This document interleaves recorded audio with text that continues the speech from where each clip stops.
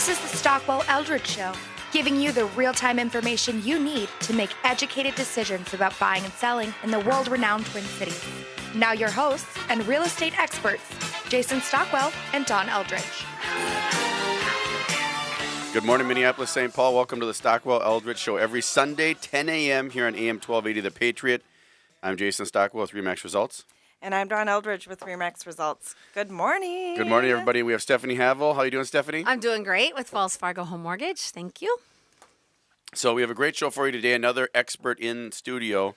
We always like to bring in very knowledgeable, smart, educated, Smarter than us. Smarter than us. Yes. This might be a little too generous. You might be building me up just a little bit too much. Well, I was just thank you, because it's probably not really that hard to be smarter than us. Well, smarter than me anyways. I shouldn't speak for you too. No. So we have Courtney, who's with Excelsior Law Firm. Welcome, Courtney. Thank you. I'm happy to be here. So here's what happened. So we'll get into the market update, everybody, but we'll give you a quick rundown of what happened for Courtney. And we do the Edina Chamber of Commerce. We're in a few Chamber of Commerces, Richfield, Edina, and they have a gala, which was super fun, great time. That was really Oh, well, that fun. was the Roaring 20s, right? You guys Great looked Gatsby. Great Yep. Gatsby. Yeah, Yes. You guys looked amazing. I remember that. And one of the items was a guest on the radio show, so Yes. Courtney won that. I won. In the Yes. silent auction. Yay. Yeah. I was so excited about it. Thank you. Well, for congratulations. donating. Yeah, that's great. And you can see us on YouTube, folks. If you don't, if any of you haven't been out there yet on YouTube, go check out YouTube, Stockwell Eldridge Show, and then like it or subscribe to it. You'll get updates not only from the show, but real estate updates as well. And we're doing that on YouTube and on Facebook, of course, under the Stockwell Eldridge Show. You'll find us as well. So go there if you want to find information, too, about guests. So Courtney's information will be on there after we she's in the hot seat, so she'll get a lot of questions today. So you'll, All right. Hey, you'll wanna go on I Facebook always and get her lots info, of questions. So, yeah, I'm Well, always that's- happy to answer. That's great.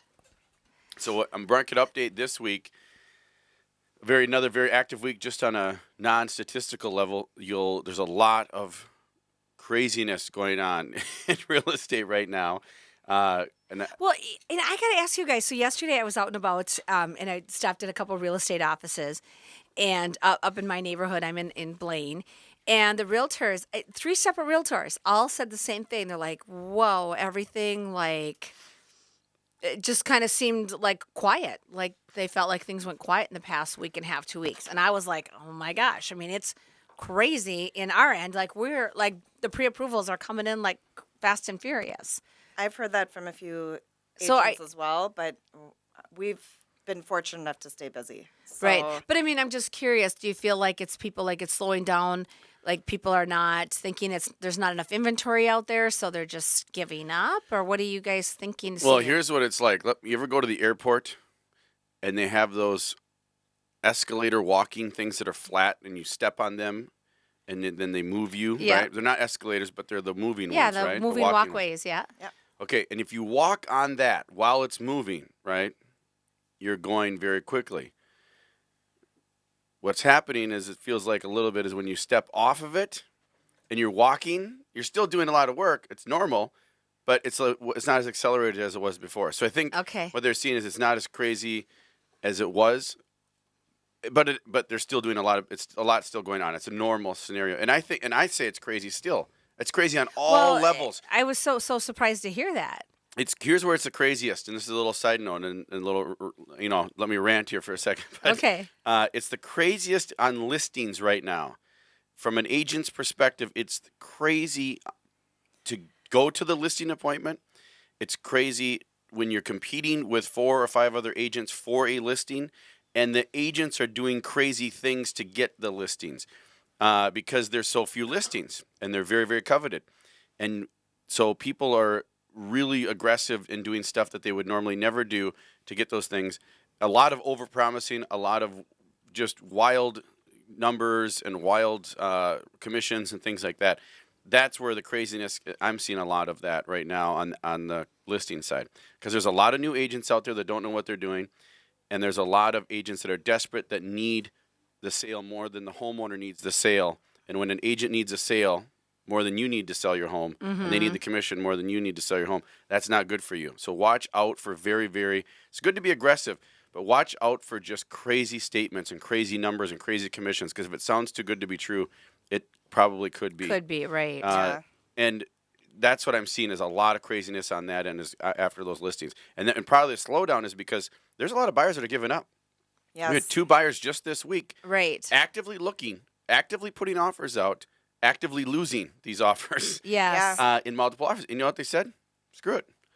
We're just Sign gonna it at keep- least for a year. We're going to try it next year. And you know what the sad thing about that is rates are going to be going up by right. next year. There's going to be appreciation throughout the year. Of anticipated appreciation is around 5% for the Twin Cities, maybe 4%. So you have higher priced homes with higher rates. Hopefully, the only blessing that could happen next year for people is that there's more supply. Right. But we don't know where that's going to be. Well, so and I we're don't know if encour- that's the right move either. Yeah, right? well, and I can tell you, like I said, it's from what we're seeing, that the buyers are still out there. I mean, people are really, they're wanting to get pre-approved.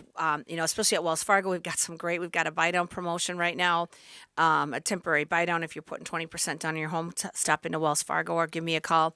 So That's right. That buy down was great because it buys down for 1 year, 1%. Right, yeah. So we used to use them a that's long cool. time ago, but right now it's a temporary buy down. So if you're putting down 20%, if the interest rate, whatever the interest rate is, let's say it's 4% APR, 4.125, your payment would be 3% with an APR of, 3% for the first year, for the first 12 months. So it's a huge savings, especially if you're a first-time home buyer. It's anywhere from $2,000 to $3,000, and Wells Fargo's paying the cost of Well, that. even if you're any buyer and Wow. you can put down 20% and get a 1%, that's awesome. Yeah, it's amazing. So other- there's so many opportunities. I mean, that's why I said please don't get discouraged.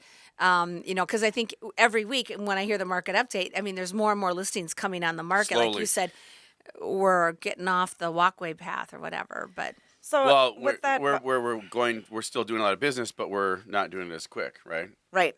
Yeah. I have one question about the buy down. yes, Is there any income requirements? What about size of loan?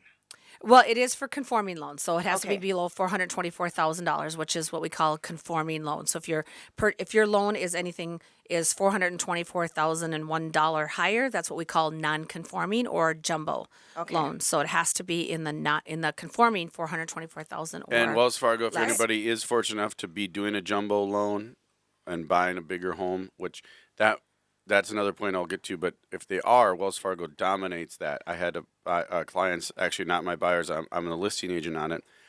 I got to see the pre-approval letters come over, and they were pre-approved. A lot of these higher end buyers end up getting approvals. They're shopping. They're checking out Right. 2 or 3 places.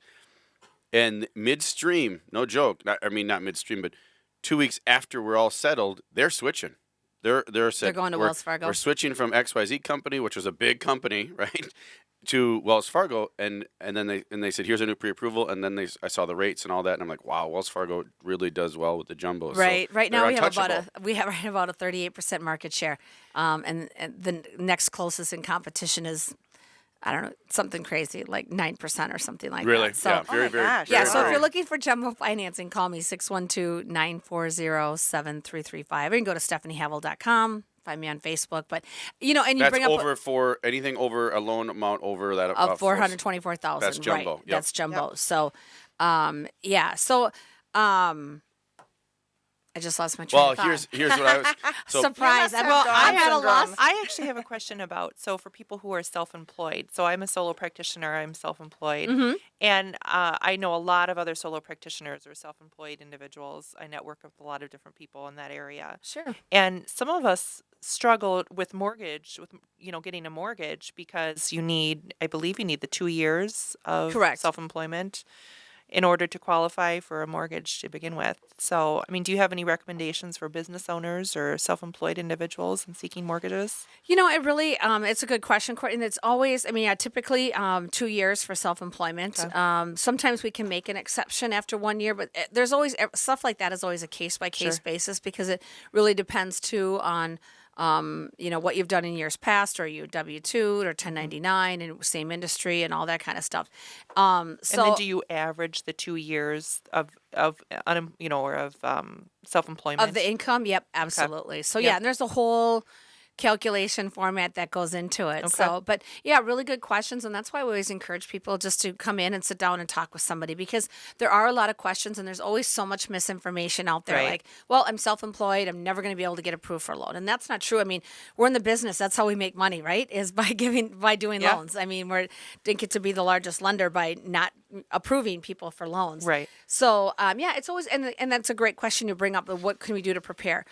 Absolutely. Just like in selling your house and when you're getting pre-approved looking to buy a house, give us a call, stop in, we'll sit in town and talk with you and tell you, here's what your options are. Here's what we're coming up for income. If you want to buy a house at this amount, here's what we need to see. We can analyze your credit and all that kind of stuff. And we've got a great program we call like My Home Roadmap that, can kind of get you on that track and say, hey, okay, if you do X amount of these things, if all this works out, most likely you'll be able to buy in 3, 6, 9, 12 months, whatever. So, yeah, so really good questions. Thanks for asking. That was a good question. I liked it. So, Courtney. You're in the you- hot seat now. Oh, no. Now I have to answer a question. He pauses. No, here's the question. No, Courtney, welcome to the show, Excelsior Law Firm. Thank you. Can you just give us a quick, before we go to break here, give us Sure. a history of what you do, what got you into it, and then we can start going into topics after the break. Yeah, sure. So, I've been a practicing attorney for nearly 7 years. I graduated from William Mitchell in 2010. I clerked for a judge for a year, and then I was at a couple different law firms. And about 2 years ago, I thought, you know what? I've had it working for other people. I'm going to start my own practice, be my Nice. own boss. So I started my own practice in March of 2015. And at the time, I thought long and hard. I had sort of a wide range of experience at that point. And I thought long and hard about what area I wanted to go into. And I had done all litigation up until that point. And I do really like litigation, but the purpose of litigation is kind of to leave the other party bloodied and battered on the battlefield. And Yeah. that can be, I was going to say, can don't be mess stressful. Yeah. Right? So while that's still a portion of my practice, primarily I focus on estate planning. And the reason I like estate planning so much is that you can prevent a lot of those stressful situations that end up causing litigation from ever happening in the first place. And it's about bringing families together, bringing people together, helping them feel in control of their futures. And I thought, that's how I want to focus my career. And so I do estate planning, probate, which of course is if someone passes away either with or without a will, their estate has to go through probate, and there are a lot of real estate transactions in there involved in that, and then estate litigation. Nice. Awesome. Good stuff. I was going to say, I'm already thinking I have a lot of questions. Yeah, for good. you, so, I'm happy to answer them. That's great. Well, thanks for So being here. Excelsior Law Firm will Yeah. be back asking Courtney a lot of questions. And thanks for listening, folks. Stay tuned. Stockwell Eldridge Show. I'm Jason Stockwell. And I'm Dawn Eldridge.